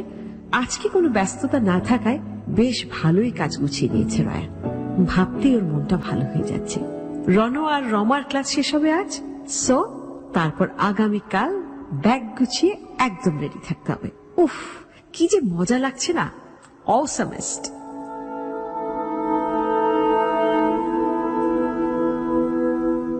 এই জানিস, আন্টি রাজি হয়ে গেছে। কিসের জন্য রাজি হয়েছে? আরে সামি আর সাদিও যাচ্ছে আমাদের সাথে।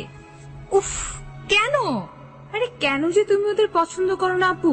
আমি জানি না, ভাল লাগে না, কেমন যেন লাগে। কিন্তু আমার তো ওদের অনেক ভালো লাগে। আর একটা জিনিস খেয়াল করেছো, সাদির চেহারার সাথে রনক চেহারারও কিন্তু মিল আছে। আর কিছু? পৃথিবীতে এমন অনেক চেহারা আছে যাদের মিল খুঁজে পাওয়া যায়। তাই বলে এত? তাহলে তুই কি বলতে চাস, মহরমের মেলায় হারিয়ে যাওয়া ভাই ওরা? আপু তুইও না? আচ্ছা শোন, ব্যাগ গুছিয়েছিস? গুছালাম।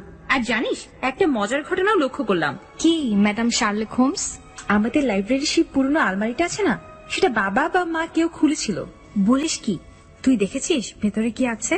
আরে তেমন কিছু দেখিনি, বাট আলমিরার উপর হাতের তাজা ছাপ দেখেছি।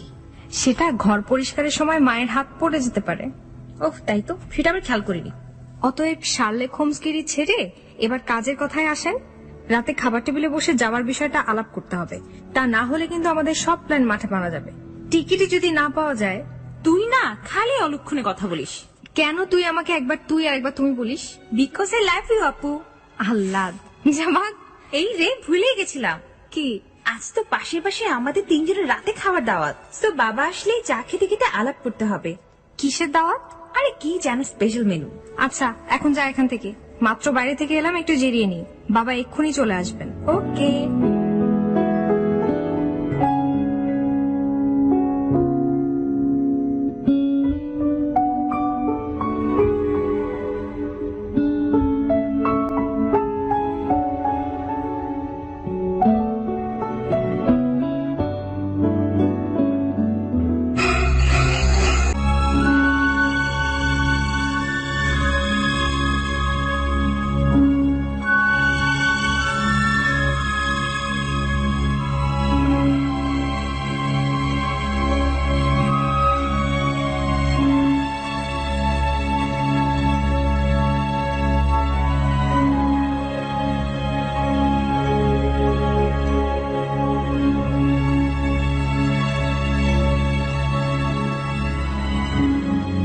বাবা সাদেক আনোয়ার আসতেই মা চা বানিয়ে সবাইকে ডাকলেন খাবার টেবিলে।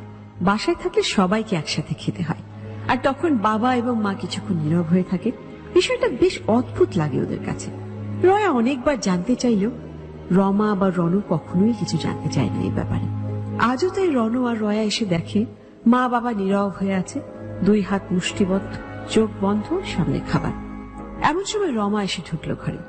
আসতে আসতে বারান্দার দিকে চোখ পড়ে তার। দেখে কি আশ্চর্য, একটা কুচকুচে কালো দাঁড় কাক বসে আছে বারান্দার রেইলে। এর আগেও এই কাকটাকে সে অনেকবার দেখেছে, কিন্তু কিছু মনে হয়নি। আজকে কেন যেন গাটা ছমছম করে উঠল। কি বিভৎস সেই কাকটা! ছি! রমা হুশ হুশ করে কাকটাকে উড়িয়ে দিতে যায়, আর তখন শুনল এক হুঙ্কার।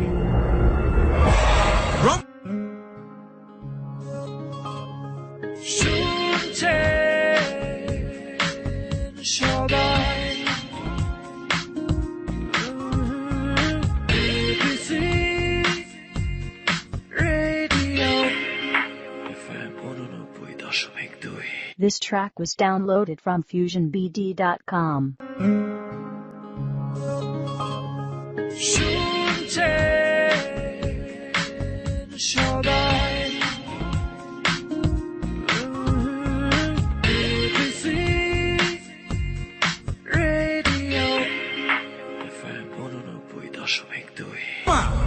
কি করছো এই সন্ধ্যায়? বাবা কাকটা? এই কাক কি তোমার কিছু করেছে? না বাবা, মানে ভয়। এসো এসো, নাস্তা খেতে বসো। সরি বাবা। আর কখনো যেন এমন না দেখি। বাবা জানো, আন্টিরা রাজি হয়েছে, সাদিয়ার স্বামীও আমাদের সঙ্গে যাবে। তাই নাকি? গুড। আমি অবশ্য ওদের যাওয়ার ব্যবস্থা আগেই করে ফেলেছিলাম। বাবা আমরা কিভাবে যাচ্ছি? তোমাদের জন্য, মানে আমাদের সবার জন্য কিউট একটা লঞ্চ ভাড়া করেছি আমি। পুরো লঞ্চে আমরা একা? আরে বেটা, লঞ্চটা অনেক ছোট, বলতে পারিস বড় একটা ইঞ্জিনের নৌকা। আচ্ছা বাবা, তাহলে তো অনেক মজা হবে। আমি আর সাদি এক রুমে থাকবো। সবার জন্য আলাদা রুম, সবার জন্য। ওয়াও বাবা, ভাবতেই ভালো লাগছে। রমা, তোর কি হলো? মন খারাপ করেছিস? আচ্ছা মন খারাপ করিস না। আচ্ছা সরি, আসলে পশু পাখি মারা আমার পছন্দ না। আমি সরি বাবা, আসলে আমি বুঝিনি। এখন তো বুঝলে, মনে রেখো ব্যাপারটা। ও মা, আজকে রাতে আন্টির বাসায় আমাদের তিনজনের দাওয়াত। আচ্ছা যা তাহলে এখন ব্যাগটা গুছিয়ে নে। ওকে। শেষ ভালো হলেও শুরুটা ভালো ছিল না মোটেই। বাবার এভাবে থমকে ওঠা মোটেও পছন্দ হয়নি রমার। বাবাকে এভাবে কখনোই তেড়ে আসতে দেখেনি কেউ, এবার দেখলো, আর তাও আবার একটা কাকের জন্য। সামান্য মেজাজ খারাপ হয়ে যায় রমার। এর মাঝেই সময় চলে গেল কিভাবে যেন। রমাদের ডাক পড়লো পাশের বাসা থেকে। আন্টির বাসাটা অদ্ভুত, মোমার বাতি দিয়ে সাজানো থাকে সব সময়। আন্টি লেখালেখি করেন, ছবি আঁকেন, কিন্তু বাসায় কোথাও আঙ্কেলের ছবি নেই। আন্টি অভিযোগ করেন আঙ্কেল নাকি ছবি তুলতে পছন্দ করেন না। কি আজব, একটা মানুষ 20 বছর ধরে বিদেশে থাকে অথচ ছবি তুলতে পছন্দ করেন না। বাসায় তার কোনো ছবিই নেই। ছেলেরাও বাবার সাথে দেখা করতে যায় না, শুধু আন্টি যায়। কেমন যেন একটা ব্যাপার। রমা আবারও বাসাটার আদ্য পান্ত খুঁটিয়ে খুঁটিয়ে দেখতে থাকে। কি দেখছো রমা? আন্টি, আপনার ছবিগুলো অনেক সুন্দর। তাই নাকি? কিন্তু অনেকগুলোর অর্থ আমি বুঝি না। আচ্ছা, এই যে একটা সিন্ধুকের ছবি এঁকেছেন, সিন্ধুকের পিছনে একটা হাত, কিন্তু কিন্তু এর অর্থ আমি বুঝতে পারছি না। আপনার সব ছবিতেই একটা করে সিন্ধুক আছে কেন আন্টি? কারণ সিন্ধুকের ভেতর কি আছে কেউ জানে না। মানে? চলো খেতে বসবে, সবাই বসে গেছে আর আমি তোমাকে ডাকতে এসে আটকে গেছি। সরি আন্টি, চলেন। চলো।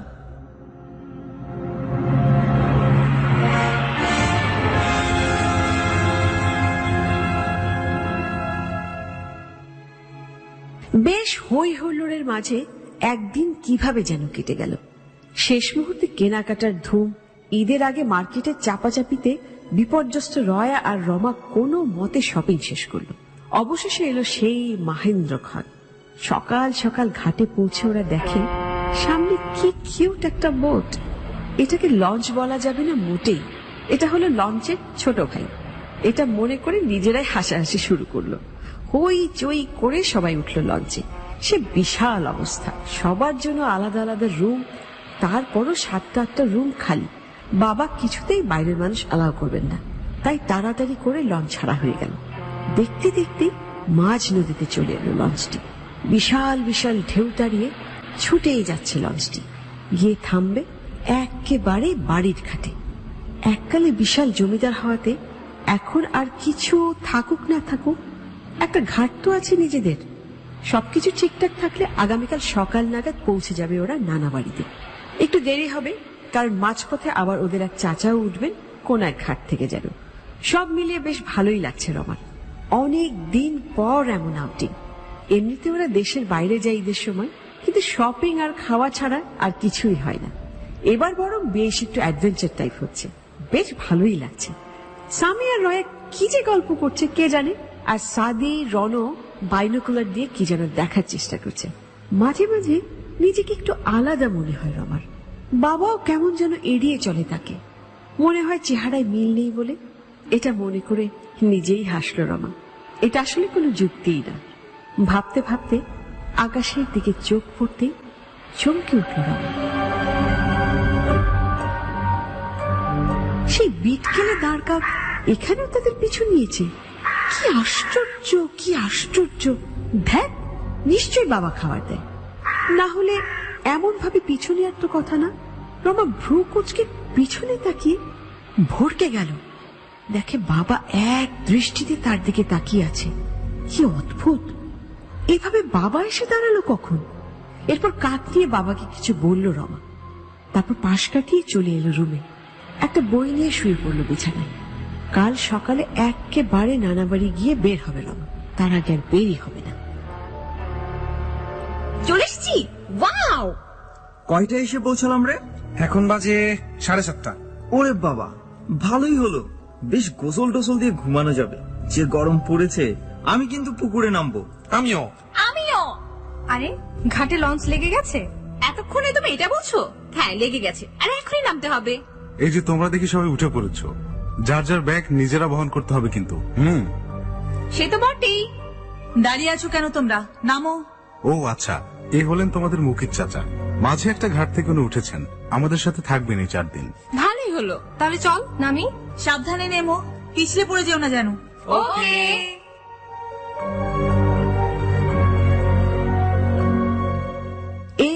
কাঠের সেই বাড়ি। বাড়িটা দোতলা, মেঝেটাও কাঠের। এত পুরনো অথচ কি সুন্দর। 22টা রুম আছে এই বাড়িতে। বাড়ির মাঝে একটা জলসা ঘর, এখানে নিশ্চয়ই নাচ গান হতো। আর বাড়ির পেছনে বিশাল পুকুর, পুকুরের চারপাশে আবার শান বাঁধানো ঘাট। একেবারে নিচতলা পর্যন্ত সিঁড়ি আছে বলে মা জানালো। বেশ একটা ছমছমে ভাব আছে বাড়িটায়, মজাই লাগছে ওদের। বাড়ির 3টা রুমে ওদের যাওয়া নিষেধ, মা আগেই বলে দিয়েছেন।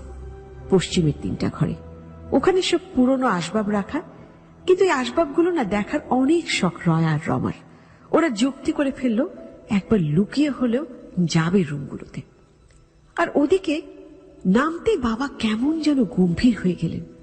গ্রামের মুরব্বীরা এসে হাত ছুঁয়ে চুমু খেয়ে গেল ওদের, কেমন যেন ভক্তির মতো।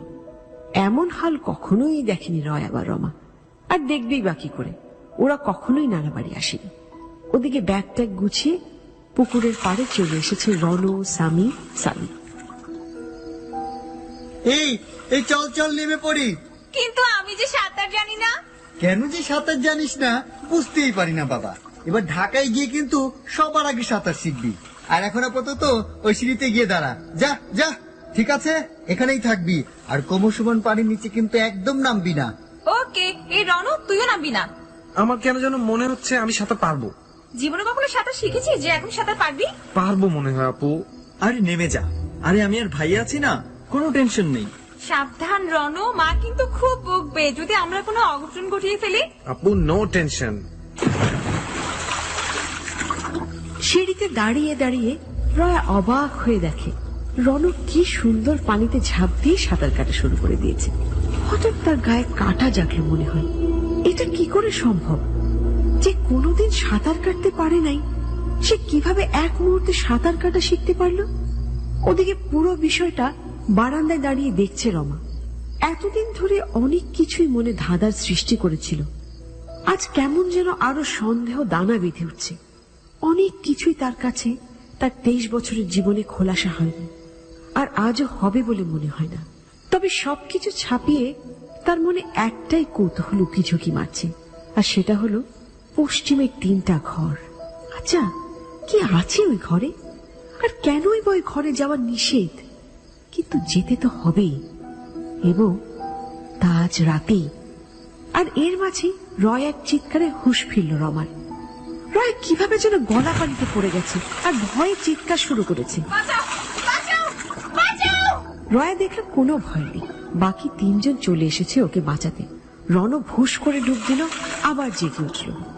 তারপর রয়াকে নিয়ে উঠে এলো পাড়ে। মুহূর্তের মধ্যেই ওদের মুখগুলো গম্ভীর হয়ে গেছে। কি হয়েছে কিছুই বোঝা যাচ্ছে না। রমা দোতলা থেকে ছুটে এলো নিচে, তারপর এক দৌড়ে একেবারে পুকুরের পাড়ে। কি হয়েছে রয়া? তুই ঠিকঠাক আছিস তো? হ্যাঁ। তাহলে রণ, কি হয়েছে? এত চুপচাপ কেন তুই? আপু একটা অদ্ভুত বিষয়। কি? আপু ওই যে পানির নিচে অসংখ্য সিন্দুক। কি? হ্যাঁ, আমি যখন ডুব সাঁতার দিচ্ছিলাম না তখন দেখলাম, আবার ছোট আপু যখন পড়ে যাচ্ছিল তখনও দেখলাম। আসলে সিঁড়ির নিচে আর সিঁড়ি না, সব সিন্দুক। মানে? সত্যি বড় আপু, সিন্দুক থাকে রাখা, ওইটাই সিঁড়ি হয়ে গেছে। বলছিস কি? হ্যাঁ আপু, আমিও দেখেছি। আচ্ছা, তাহলে কি কোনো গুপ্তধন আছে ওই বাড়িতে? যার মনে যা, আমি জানি না। আগে রয়া স্থির হোক, তারপর বোঝা যাবে সব। আমি ঠিক আছি আপু, একটু ভয় পেয়েছিলাম, এই যা। আমি শিওর এই বাড়িতে গুপ্তধন আছে, না হলে এভাবে বাড়ির চারপাশে জংলা তৈরি করে রাখা হতো না। আচ্ছা ঠিক আছে, আজ রাতে আমরা তাহলে এই বাড়ির রহস্য বের করব, ঠিক আছে? আচ্ছা।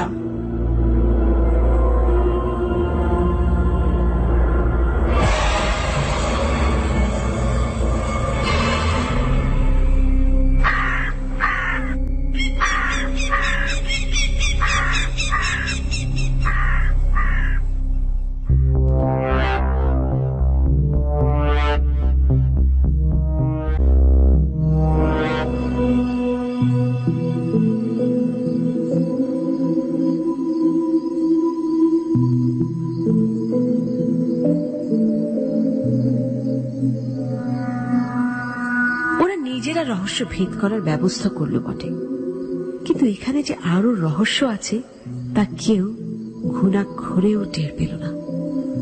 মারিয়া আনোয়ার ইতিমধ্যে কিছু জোগাড় যন্ত্র করেছে। আজও আকাশে চাঁদ নেই, হয় কালকে উঠবে না হয় পরশু। এর মাঝে যখন আশা হয়েইছে তখন কাজটা করেই ফেলা যাক। আর মাত্র 3 বছর হাতে আছে, এর মধ্যে অনেক কিছু হতে পারে, অনেক অনেক কিছু। মারিয়া আনোয়ার নিজের ঘরে ঢুকে দরজা বন্ধ করে দেয়। তারপর প্রাণপণে খুঁজতে থাকে একটা ছবি, খুব পুরনো একটা ছবি, 23-24 বছর পুরনো। না, কোথাও নেই। হয়তো সাদেক ছবিটা ফেলে দিয়েছে, নয়তো পশ্চিমের কোনো একটা ঘরে আছে। হঠাৎ মারিনার হাতে পড়লো পুরনো একটা বই। তারপর পাতা উল্টাতে চোখে পড়লো ছবিটা। পুরনো ছবিটার মাঝে মারিনা দেখল নিজেকে, তার কোলে ছোট্ট রমা। সেই তখনকার ছবি, যখন রমা এসেছিল ওই বাড়িতে। আর পাশে পাশে না, সাদেক না, পাশে অন্য কেউ। দরজায় শব্দ হয়। মারিনা চট করে ছবিটা লুকিয়ে ফেলে শাড়ির আঁচলে। ঘরে ঢোকে সাদেক। তার চেহারা কঠিন হয়ে গেছে। এই কারণেই মারিনা আসতে চায়নি এই এলাকায়। ও জানে এই এলাকায় এলে একটা অঘটন ঘটবেই। না জানে এবার কে শিকার হবে, রণ, সামি নাকি সাদি।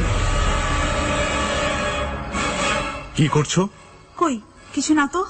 আমি তোমাকে খুব ভালো করে চিনি মারিনা। হ্যাঁ, আর চেনো বলেই ঢাকায় ঘরে রুমটাকে সাউন্ড প্রুফ করে বানিয়েছো। না হলে তো তোমাকে সামলানো যেত না। গায়ে হাত তোলাকে সামলানো বলে না সাদেক। কারণ তুমি অবাধ্য। কিসের অবাধ্য? সেটা তুমি খুব ভালো মতোই জানো। আমাকে মারো ঠিক আছে, কিন্তু বাকি কাজগুলো সেটার দায়িত্ব তোমারও। মোটেও না। একটা জিনিস মাথায় রেখো, যেদিন ছেলেমেয়েরা জানবে। তোমার ছেলে মেয়ে জানলে সমস্যা, আমার নয়। তুমি এখনো। ব্যাস থামো, কেউ আসছে। হ্যাঁ, এবার না থামলে সবাই জেনেই যাবে কিভাবে তুমি আমাকে ম্যানেজ করো। ব্যাস। সাদেকের চাপা ধমকে থেমে গেল মারিনা। এভাবেই থেমে আসছে সেই 22 বছর ধরে। 22 বছরই তো, 22 বছর। ওদিকে রুমের বাইরে দিয়ে সজোরে হেঁটে গেল রমা। বাবা মায়ের এই কথা সে শুনতে পেল না। শুনলে জানতে পারত বাবা কি করে মাকে ম্যানেজ করে আসছে। ওদের তখন মনোযোগ পশ্চিমের ঘর নিয়ে। আর এদিকে গ্রামে সাড়া পড়ে গেছে। এতদিন বাদে গ্রামে ফিরে এসেছে সাদেক আনোয়ার ওরফে সাদেক মিয়া, সাথে আছে মুকিত মিয়া আর তাদের পাইকে। রাত ভর করছে ধীরে ধীরে। আর বাড়ির দিকে এগিয়ে আসছে কালো পোশাক পরা আগন্তুকের দল। কারো হাতে মশাল, কারো হাতে মোম। সবাই গম গম করে কি যেন বলছে। হবে জয়, নেই কোনো ক্ষয়। হবে জয়, নেই কোনো ক্ষয়। হবে জয়, নেই কোনো ক্ষয়। হবে জয়, নেই কোনো ক্ষয়। হবে জয়, নেই কোনো ক্ষয়। হবে জয়। বলতে বলতে ওরা যখন আসছে তখন রমারা পশ্চিমের ঘরে। এই রুমের তালাটা ভাঙা খুব একটা কঠিন কিছু হয়নি। পুরনো তালা, তাই মনে হয় কেউ খেয়াল করেনি। তারা আস্তে আপু আস্তে। তারা আগুন জ্বেলে নেই। হ্যাঁ, এখন ঠিক আছে। কি এর মানে কি? ও মাই গড! ও মাই গড বলার সাথে সাথেই আলো নিভে গেল। অনেক সাহস সঞ্চয় করে আবার মোম জ্বালালো সাদিক। দেখে ঘর ভর্তি শুধু সিন্দুক আর সিন্দুক। এত সিন্দুক ওরা একসাথে আর কখনো দেখেনি। আর দেয়ালে তারার মতো কি সব বাজে আঁকি বুকি। একটা আলমিরা, অনেক পুরনো, পাল্লাটাও ভেঙে গেছে, হুবহু রমাদের বাসারটার মতো। আর একটা সিন্দুকের উপর লাল টিকা দেয়া। রমা ধীরে ধীরে সে সিন্দুকের কাছে যায়, তারপর পাল্লা ধরে টান দেয়। আর অমনি উপর থেকে এসে পড়ে একটা হাত। না না, হাত না, সেটা একটা কঙ্কাল, পাঞ্জাবি পরা কোনো এক মানুষের কঙ্কাল। সবাই চিৎকার দিয়ে নিচে নামতে থাকে। তখন দেখে বাড়ির পেছনে সব আগন্তুক শাড়ি বেঁধে দাঁড়িয়ে কি যেন জপছে। ঘোর অন্ধকারে ভূতের মতো লাগছে তাদের। আগন্তুকের মনোযোগে বিঘ্ন সৃষ্টি হয় রমাদের চিৎকারে। রমারা এসে খানিক দূরে দাঁড়িয়ে যায়। এরা কারা, কি চায় এরা? সবার মুখ আলখেল্লার আবরণ দিয়ে ঢাকা। একজন এগিয়ে আসতে থাকে ওদের দিকে। আরো কাছে এগিয়ে আসে। এসে মাথার হুডটা ফেলে দিল। রয়া অবাক হয়ে দেখে এ তো বাবা।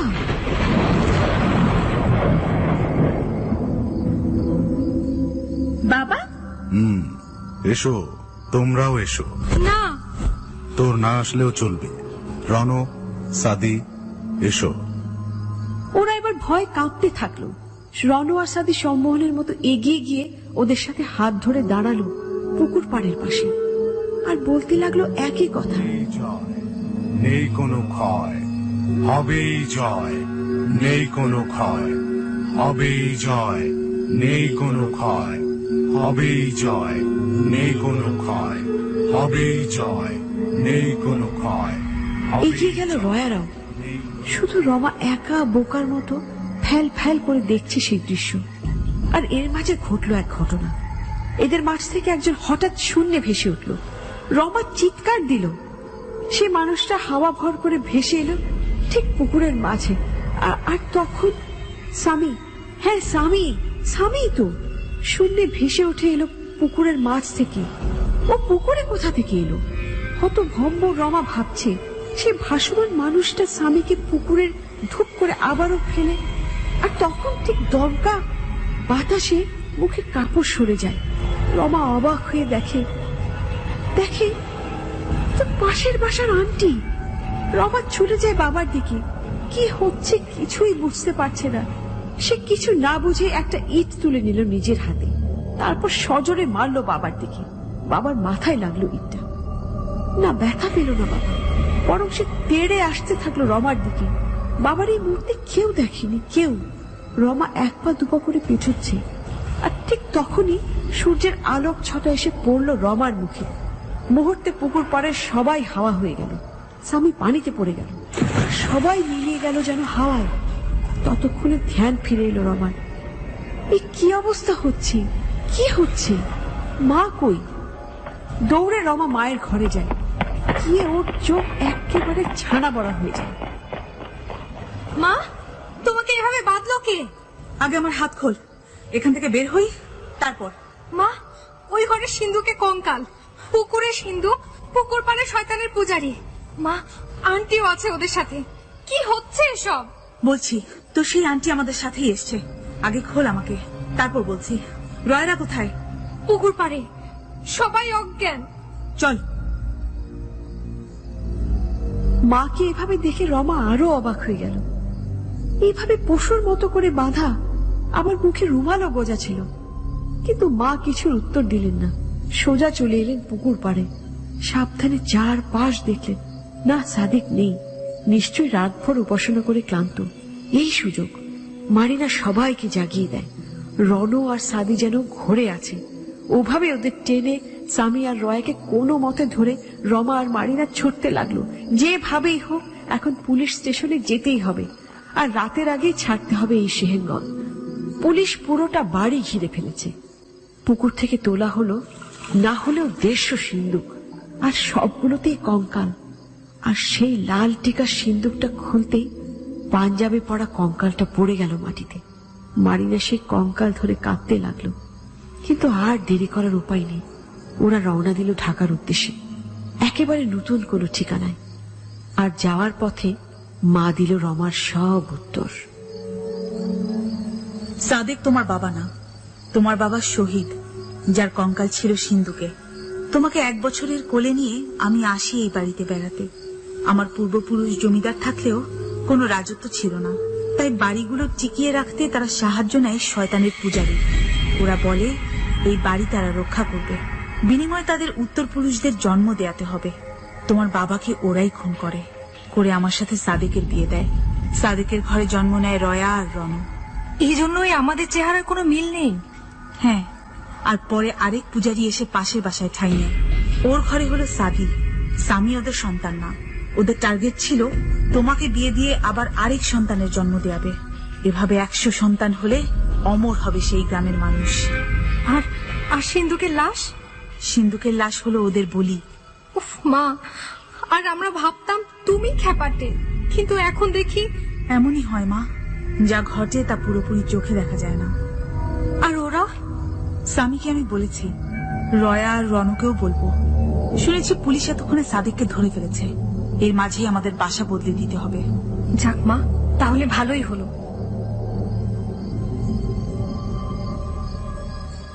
ওদের বিভীষিকাময় রাতটা কাটলো অবশেষে। আজ রাতেই উঠবে ঈদের চাঁদ। কাল থেকে নতুন দিনের শুরু। কিন্তু একটা জিনিস ওরা কেউই লক্ষ্য করল না, সেই দ্বারকাকটা ঠিকই আসছে ওদের পিছু পিছু, রাতের অন্ধকারকে সাথী করে।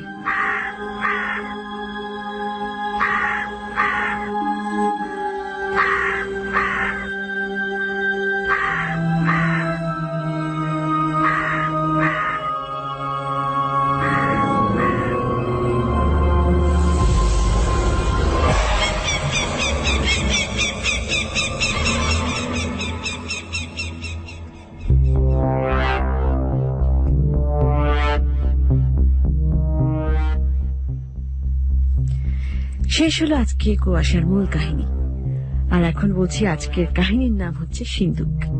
সিন্দুক আর লিখেছেন সৈয়দা ফারজানা জামান রুম্পা, নাট্যাংশ পরিচালনা করেছেন শাগুফতা আবিদ শাড়ি, সাউন্ডে ছিলেন রনি, আর অভিনয় করেছেন শাড়ি, মৌ, সেতু, সিফাত, নাদিরা, রেহান, সুমন ও শাকিল।